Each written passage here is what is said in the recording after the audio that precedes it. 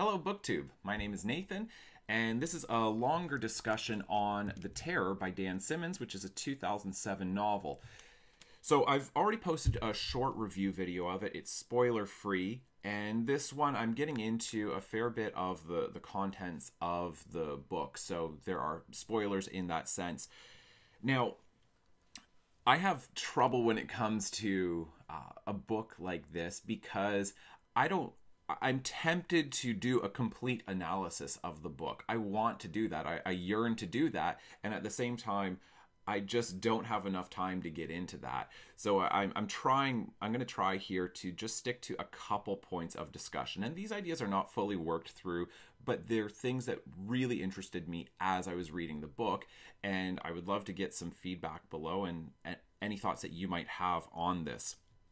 So there's a couple things that I want to talk about with this book. First of all, I want to talk about the literary allusions, and then I also want to talk about what is the monster.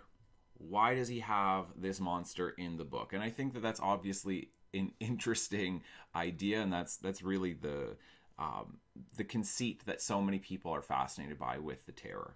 So if you are not entirely familiar with it, or if it's been a while since you read it, basically it has to do with the doomed Franklin expedition. So Sir John Franklin, he took two ships, the Erebus and the Terror, into the Canadian Arctic. It was still British North America at the time, but into the Canadian Arctic, and trying to find the Northwest Passage to get through the series of islands in the Arctic and navigate through there, because they had not done this. They didn't know exactly what it looked like. They didn't know whether they were islands or peninsulas. And so that's a big part of it, is just trying to explore through this and hopefully find a way all the way out to the Pacific. Now, as part of that, the plan is to basically, they anticipated that they were going to get stuck in the ice, potentially for 2 winters or more, and they had 3 years worth of provisions. This is all historically accurate. This has actually happened. So I think it was 126 men who ended up being there between the 2 ships. And the ships disappeared. They didn't know where they were. Now, it was several years ago, I think 2014 or so, that they did find the Erebus. It was, I think, the Canadian Coast Guard and some scientists who were mapping the sea floor in the Arctic. Then they did find the Erebus, but I believe that they still have not found the Terror. But basically what happened is they got frozen in the ice, and the ships eventually sunk, and the men certainly, our best understanding is that they died before this happened, that they just slowly died of starvation, of scurvy, of all kinds of illnesses, because it sure seems like the food that they had that was canned, that was in these tins, that it was tainted in some way. And so you get this long, slow death. I mean, in case you had any notion that, oh, it wouldn't be that bad to try to endeavor to do something like this, and how bad is scurvy? It turns out it is pretty brutal. As you read it, it is an awful thing. So that's basically the premise of the book. But then what is Dan Simmons doing? Well, he's added in a whole bunch of details that he's imagined. So he's got historical fiction, and he's done a very good job in this book, as best I can tell, with having done his research and incorporating that research into the narrative, and really trying to stay as historically accurate as possible, while at the same time infusing the story with fictional events, with fictional details.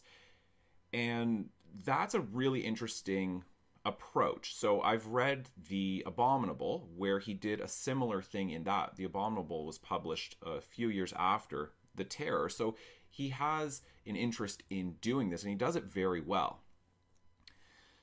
So here's the thing that makes it tough, though, when you're looking at a book like The Terror. It is a book that is so demanding of the reader. It demands that you pay attention and that you be patient with him. And what I mean by paying attention is just the structure of the book. You've got these chapters that are all focusing on a different character, and so it's a third-person effaced narrator, limited omniscient narrator, where you're basically each chapter is focusing on a different character, somewhat from their perspective, but it's not first person. It's still a narrator who's telling it, but it's an effaced narrator in that he is giving you some insight into what this character is going through, the thoughts and feelings of that character, but you're still limited to his or her thinking as you go through that chapter. You don't really know what other characters are thinking or feeling. And that means that you have to pay attention. You have to pay attention at the beginning of the chapter, not only to who is the character, which he says at the very beginning. You know, he will say if it is Franklin or if it's Crozier or if it's Hickey or Blanky or whoever, he'll tell you who that is, but you also have to pay attention to the dates, because especially earlier on in the book, he jumps around. The narrative has got these chronological jumps, so he's not going in chronological order in the sequence of chapters. He is jumping around. So it's demanding in that sense. But it's also demanding in that he is very obviously making literary allusions. So he is making references to other books, and that is rewarding and fun, but it also means it's like, all right, Mr. Simmons, you wrote an 800-page book, and now you're saying, oh, by the way, you should really go and read Moby Dick. Oh, and by the way, while you're reading this, you should go and look up The Masque of the Red Death by Edgar Allan Poe. And it's like, dude, this was already enough of a commitment for me, and now you're telling me that I've got to return to Moby Dick, which is a big novel as well. And so at the very beginning, then he's got this reference to Moby Dick. So he has a quote from it. So I'm going to read this. This is at the very beginning of the book. This elusive quality it is which causes the thought of whiteness, when divorced from more kindly associations and coupled with any object terrible in itself, to heighten that terror to the furthest bounds. Witness the white bear of the poles, and the white shark of the tropics. What but their smooth, flaky whiteness makes them the transcendent horrors they are? That ghastly whiteness it is which imparts such an abhorrent mildness, even more loathsome than terrific, to the dumb gloating of their aspect. So that not the fierce-fanged tiger in the heraldic coat can so stagger courage as the white-shrouded bear or shark. That's Moby Dick, 1851, by Herman Melville. So this was first published in 1851. The actual Franklin expedition, that was 1845 is when they set off, and they were trapped in the ice. They had provisions for up to 3 years. And so these are basically, you know, the terror, the events of the Franklin expedition. And Moby Dick, they're contemporaneous. They are taking place at least at the same time period, even though the terror is obviously written in 2007, but it's set at basically the same time period as Moby Dick.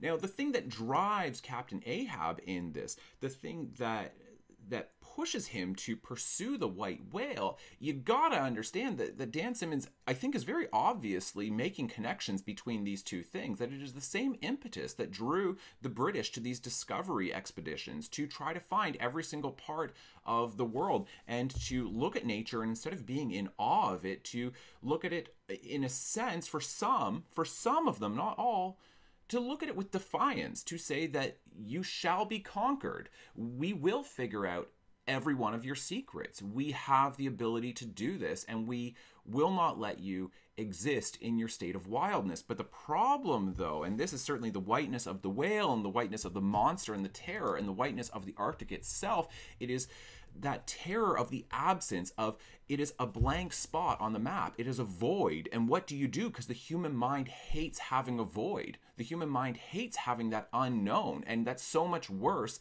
than the darkness, where you know that something's in the dark. But the problem with the white is that you can see everything and there's nothing there. And that terrifies the mind, because we say, but there can't be nothing there. There has to be something there. So I would really be curious what happens if you read The Terror and if you read Moby Dick either at the same time, or if you read them back to back. On this channel, I'm about to embark on a pretty big book project where I'm going to read 27 books in a series. And so I'm looking at this and I'm like, I just don't think that I can get into Moby Dick now that I've just finished The Terror, but I sure am tempted to do so. And so if anybody is able or willing to do that, please let me know what happens when you read the two of them together, because I would be so interested in the connections between them. Okay, the other literary allusion that comes up is The Masque of the Red Death by Edgar Allan Poe. So as I was reading this, and he does end up making it really clear in The Terror what's happening, but he doesn't first say, oh, by the way, this is a reference to an Edgar Allan Poe story, The Masque of the Red Death. He doesn't say that until it's been going on for a while, but I started suspecting. I'm going, wait, I know what this is. This is a story. This is a Poe story. I'm sure that this is an Edgar Allan Poe story. And so then I started like looking into it. I'm like, oh yeah, like Prince Prospero.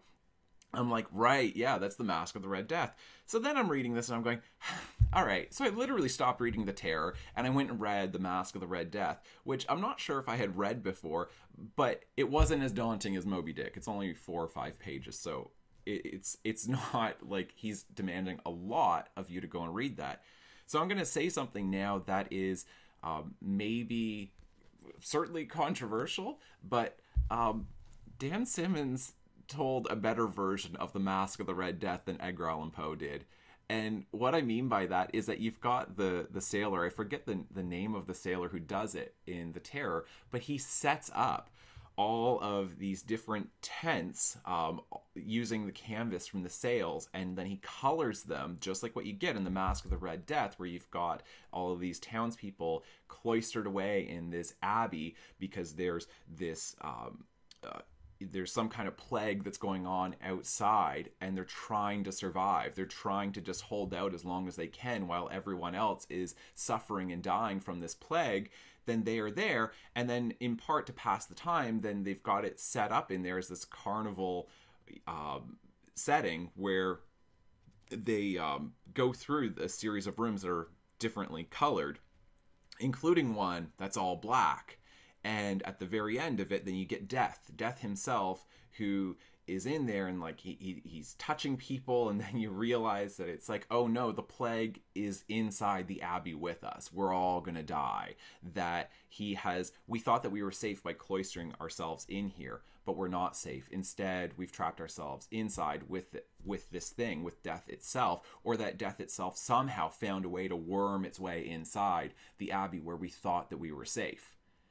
Okay, this is obviously happening in The Terror because you do have that. You have the hole in the ship where the monster has wormed its way inside the ship, and this ultimately happens where it then just wreaks terror inside. I think it was the Terror, the ship The Terror, that he's doing this, or maybe it was Erebus. But either way, the monster's in there just wreaking havoc, like what you get in The Masque of the Red Death. But certainly in this, and you have a dramatized version, and I think, and Poe is dramatizing it to some degree in The Masque of the Red Death with them going through all these different colored rooms, but I absolutely think that Dan Simmons does a better job of it. And then that you get Hickey and I think it's Manson, who are, they've got the fur of the polar bear, and they're kind of like coming through with this mannequin head, and it's supposed to be like John Franklin, and acting like the monster is, decapitated the captain.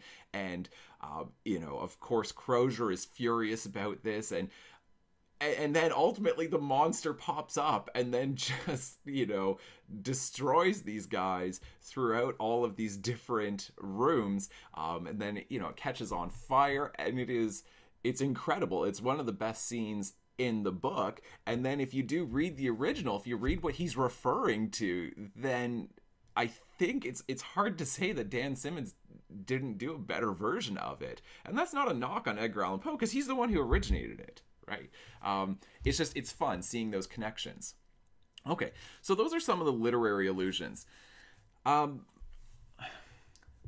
the much bigger question, I think it's a much bigger question, is what is the monster? What is this thing?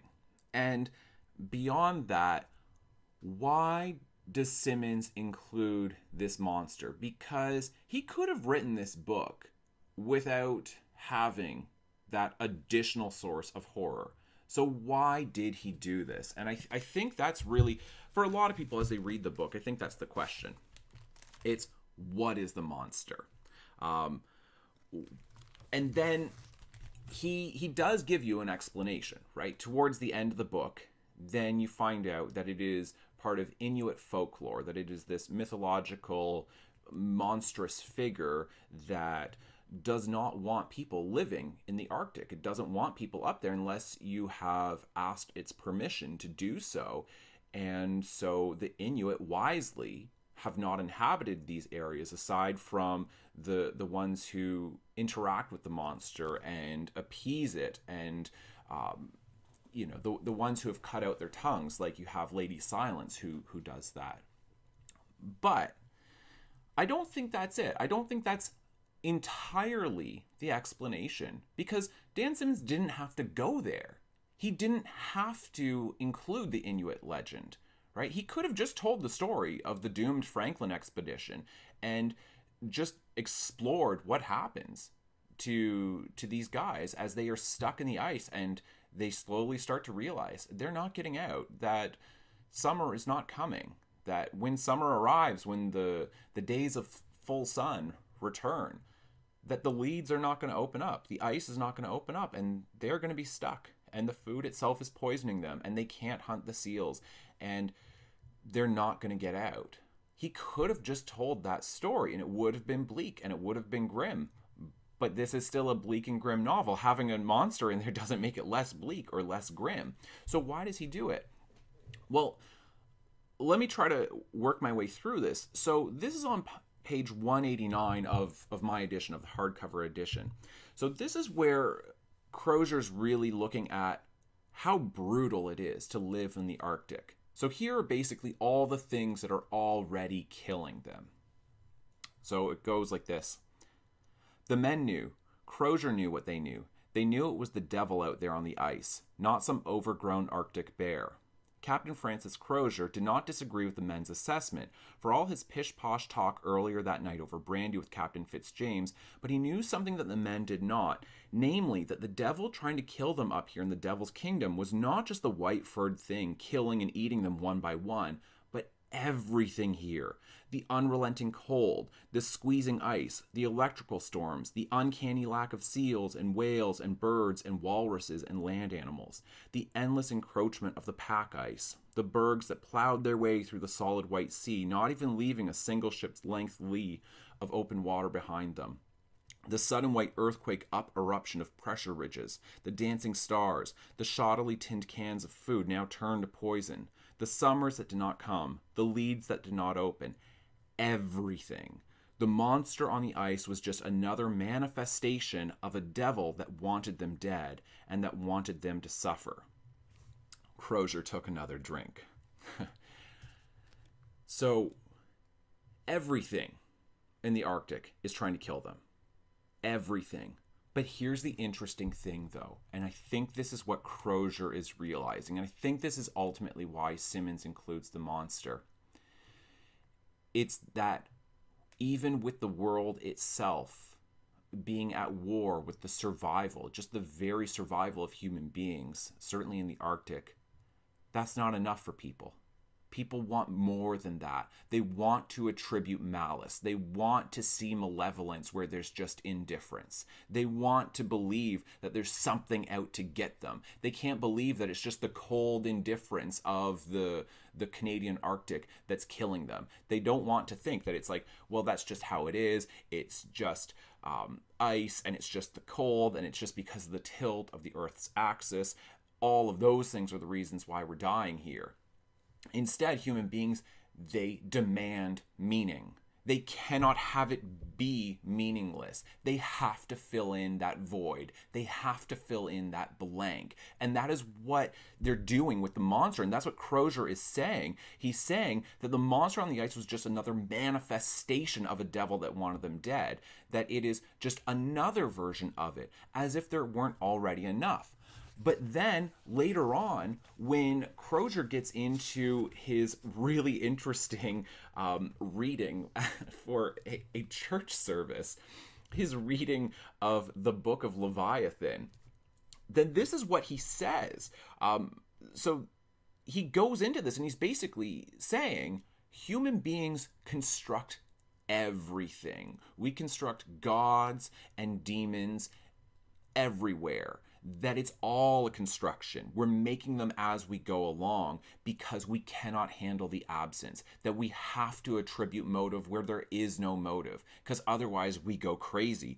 That's why you get the quote from Moby Dick at the beginning of The Terror. That's why you have this mention of the whiteness that drives you mad, looking at the void and then saying, well, I can't handle the void. That's why the monster itself is white, because it's just another manifestation of that whiteness, that void, that absence that's coming after you. And he does use this. He does use the word absence in that amazing chapter. I think it's maybe the strongest chapter in the entire book, where you've got Blanky, who's just running all over the ship, climbing the ropes, acting like a trapeze artist, trying to escape from the monster. Then he looks into it and he sees an absence where there should be something, and that drives a person mad. So the sermon, essentially, that Crozier gives to the men, I believe it's during a funeral service, then this is what he says. It's on page 246 of my edition. So he starts reading from the book of Leviathan. The unformed matter of the world was a god by the name of Chaos. The heaven, the ocean, the planets, the fire, the earth, the winds were so many gods. Men, women, a bird, a crocodile, a calf, a dog, a snake, an onion, a leek, deified. All of those things become a god. Besides that, they filled almost all places with spirits called demons, the plains with Pan and Panises or satyrs, the woods with fauns and nymphs, the sea with tritons and other nymphs, every river and fountain with a ghost of his name, and with nymphs, every house its lairs or familiars, every man with his genius, hell with ghosts and spiritual officers, as Charon, Cerberus, and the Furies, and in the nighttime all places with larvae, lemurs, ghosts of men deceased, and a whole kingdom of fairies and bugbears. They have also ascribed divinity, as in given godlike powers, and built temples to meet accidents and qualities, such as are time, night, day, peace, concord, love, contention, virtue, honor, health, rust, fever, and the like, which when they are prayed for or against, they prayed to as if they were ghosts of those names hanging over their heads and letting fall, or withholding that good or evil for or against which they prayed. They invoked also their own wit by the name of muses, their own ignorance by the name of fortune, right? So when you come up with something clever, then we say, well, that's the god, that's my muse, that's a god, that's something that's outside of myself, that's not my own internal imagination, that's coming from somewhere else. Their own ignorance by the name of fortune, their own lust by the name of Cupid, right? We give all these gods, we've created all of them. Their own rage by the name of Furies, their own privy members by the name of Priapus, and attributed their pollutions to incubi and succubi, insomuch as there was nothing which a poet could introduce as a person in his poem, which they did not make either a god or a devil. So every time we see an absence, we fill it with meaning, and that we create our own gods, we create our own demons.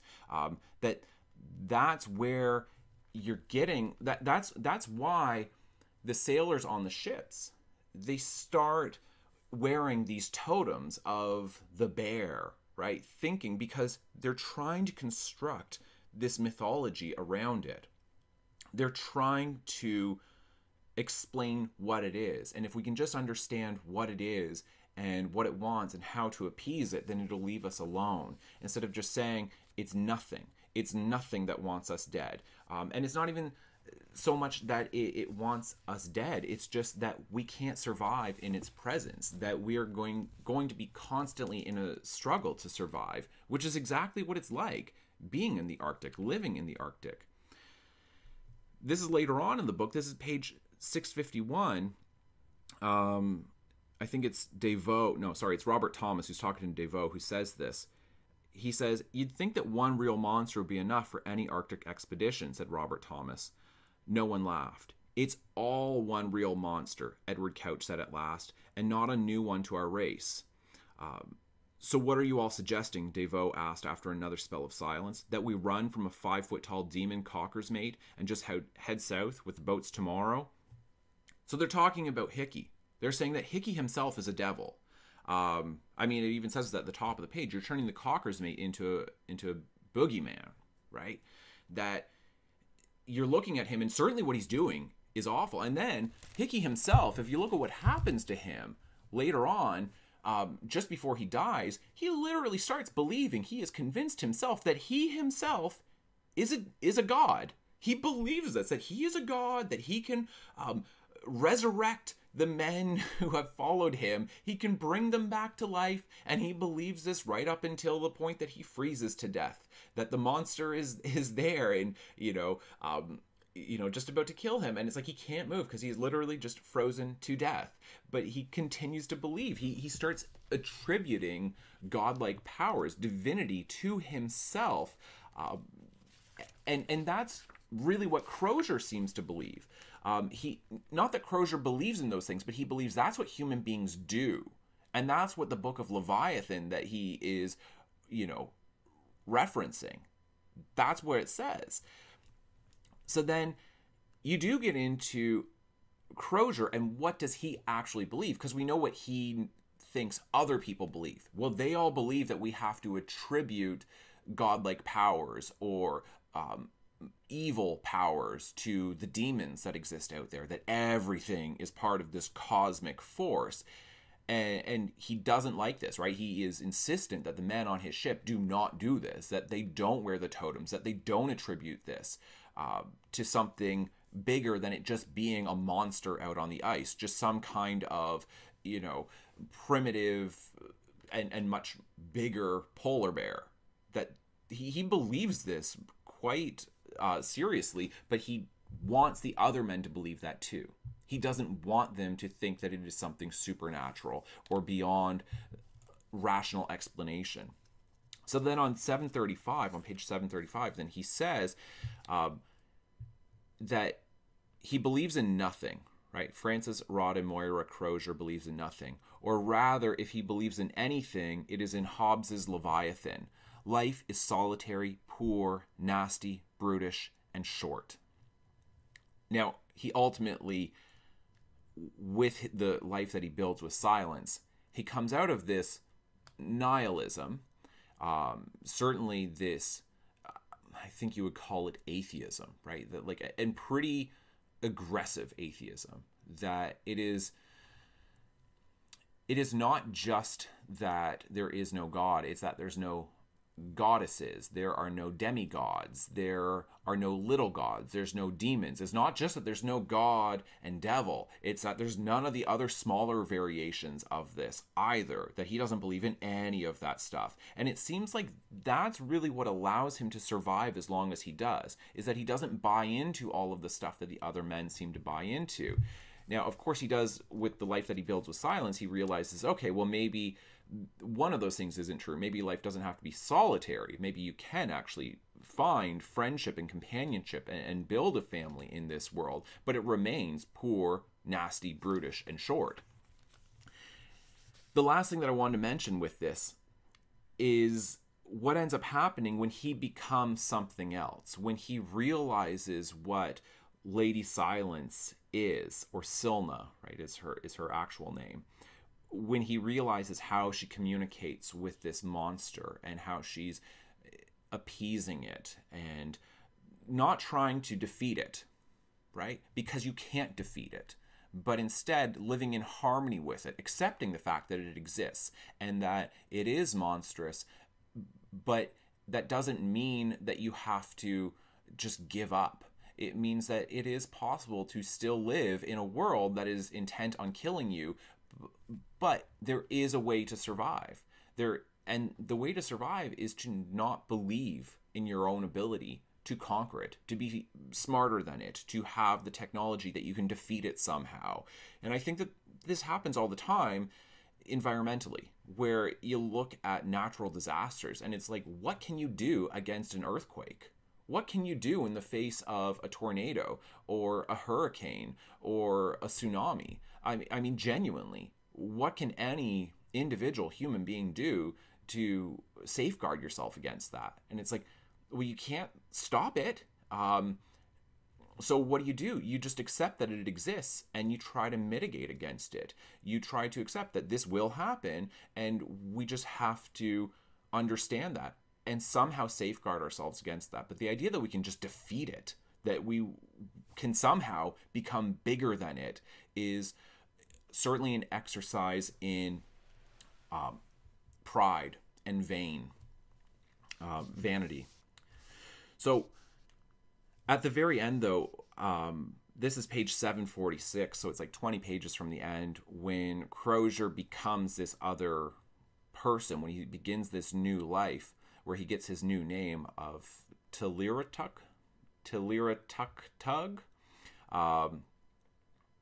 So before he begins that, then he needs the monster to cut out his tongue, the way it has done this with Lady Silence. So it says, surrendering only to the human being he wants to be with and to the human being he wants to become, never to the Tunbach or to the universe that would extinguish the blue flame in his chest. He closes his eyes again, tilts back his head, opens his mouth, and extends his tongue exactly as Mimo Moira taught him to do for Holy Communion. Right? That the monster is there and he's preparing himself, and he opens up his tongue, and then he's waiting for the monster to cut it off. Now, this is a lovely, lovely connection that Dan Simmons is making, jumping back in the novel to these flashbacks to when Crozier was a kid and when he would join his grandmother at her, I believe it was his grandmother, at her Catholic church. Now, he was a Protestant, so this was, of course, completely forbidden. He has no business going into a Catholic church and participating in Mass. And then beyond that, he has no business taking communion from a priest in a Catholic church. And that for Protestants, and certainly Protestants in the mid-19th century, looking at this and looking at Catholic practices, then they look at it the way, not entirely dissimilar to the way they would look at the entire pantheon of Inuit folklore of gods and goddesses and demigods and the monster itself, looking at it and then saying, well, you've constructed all of these little gods and all of these little demons.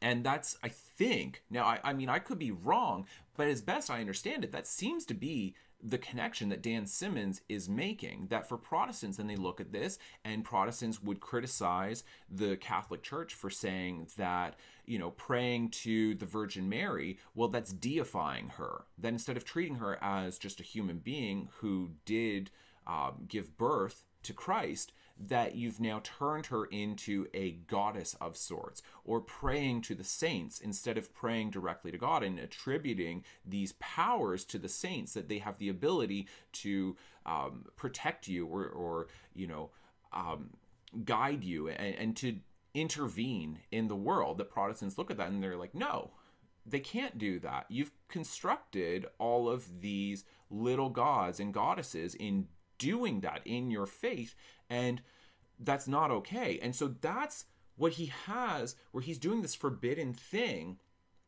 in the Catholic Church. And then you get the Inuit legends, that where you have that same practice of opening up your mouth and then you're waiting for the host to fall on your tongue, except now it's to cut off the tongue to fully participate in this spirituality that is condemned by his upbringing, by the Protestant Church.